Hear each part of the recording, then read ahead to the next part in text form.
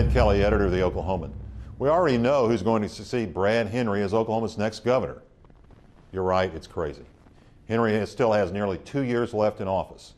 But three big names in Oklahoma politics are already in the race, and it's not going out on a limb to predict one of those three will be governor come January 2011. The latest to get in is Mary Fallin, the congresswoman and former lieutenant governor. The fact she's giving up a very safe seat in Congress that she could hold for the rest of her political career to run for governor seems shocking on its face. But Fallin, as a second-term Republican, is deep in the minority in a decidedly Democratic Washington.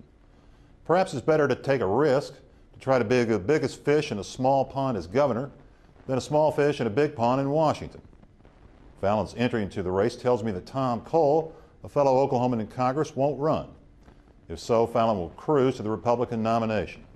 She'll face either Drew Edmondson or Jerry Askins in the general election. Other Democrats, like State Treasurer Scott Meacham, could get into the race, but Edmondson or Askins will be the Democratic nominee. Getting in this early does two things for the big three of Edmondson, Askins, and Fallin. It essentially clears the field of others who'd want to run.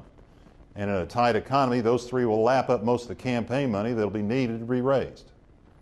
The fact that Edmondson, Askins, and Fallin are giving up prominent positions will attract a slew of challengers scrambling to be the next Attorney General, Lieutenant Governor, and Congressman. 2010 will be a wide-open election year in Oklahoma, even if we already know more or less who'll win the governor's race.